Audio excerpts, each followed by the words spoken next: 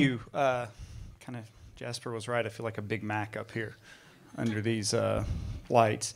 I'm Don Kostelec. I'm a local urban planning consultant here in Asheville. Been in the profession about 13 years. Grew up about an hour from here in the metropolis of Franklin, North Carolina, but spent a long time in Idaho and Chicago. What if a report came out tomorrow that said the toaster was responsible for 1 out of every 5 deaths in Asheville? What would we do?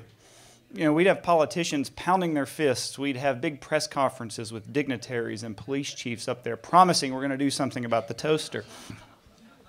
Well, the toaster in this case is the design of our roads and the motorists who drive the cars that operate on them. 1 in 5 deaths in Asheville since 1997 on a road have been a pedestrian. Yet we don't really focus on that. We don't orient ourselves to that. Because 50 years ago we decided that pedestrians were an impediment to traffic. The basic fundamental, we're engineered to walk. We're designed to walk. It's been that way for thousands of years, but we can't walk our own streets, and when we do, we're in these types of situations. And so when it comes down to reality, over the last 16 years, a pedestrian or a bicyclist has died on a North Carolina road every 48 hours. Does that show up that much in our discussions in this state, in our newsprint, in our political agendas? No, it really doesn't. It's a hidden issue that's out there.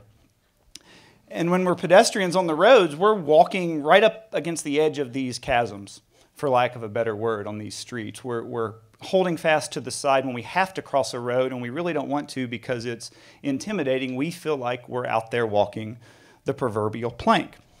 So I want to talk about some of the influences on that. One is the basic speed of our roads and the speeds that we drive. Look at this. The difference in 10 miles an hour is 7 times the impact on the life of a human being. So what fighting chance do we really have on a lot of our streets out there when we look at just the basic speed in which we operate?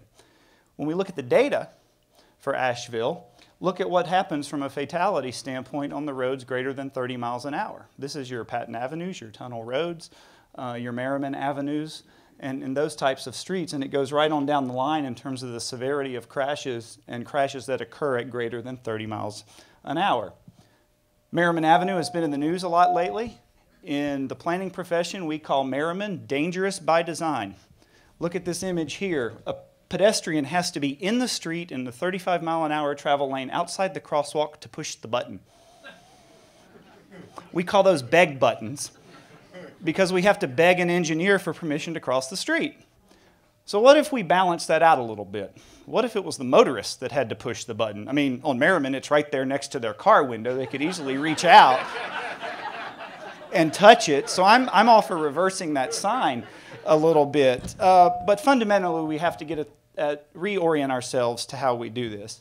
In the planning realm, we try to think wisely, weighing comfort and health. This was a children's book in New York City on urban planning in the 1920s. This basic fundamental thing we have about planning our cities, and we really have to get back to some of those things and the way our cities were designed 100 years ago.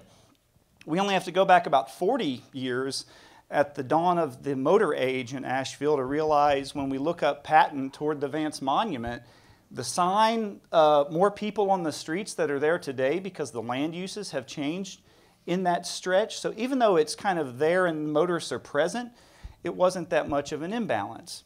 More recently, we've done this on College.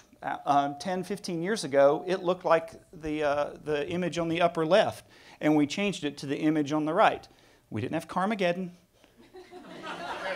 We didn't have 6 miles of backups. Guess what? We get around just fine, and it's a heck of a lot safer on that street. So getting back to Merriman and the issues of speed, this is what a time would be averaging these speeds to go from I-240 to the curve at Beaver Lake. So you can see we're literally, anywhere from 60 to almost 2 minutes difference. Well, I drove this street 10 times north and south and found that it was actually 6 and 7 minutes to travel on there. And the difference comes in at this. That's averaging 25 miles an hour. Top left, the motorist doing 35 miles an hour is looking so far ahead of where they are, they can't see the pedestrian right in front of them that they would see at 20 miles an hour. So it's about how can we design our streets. Here, we think that just because within a mile we expect a motorist to go 55 all the way down to 25 in a school zone because we put up a sign, that they're magically going to comply with it. Yet we've done nothing else to change the design cues on the street, nothing else to tell the motorist to slow down.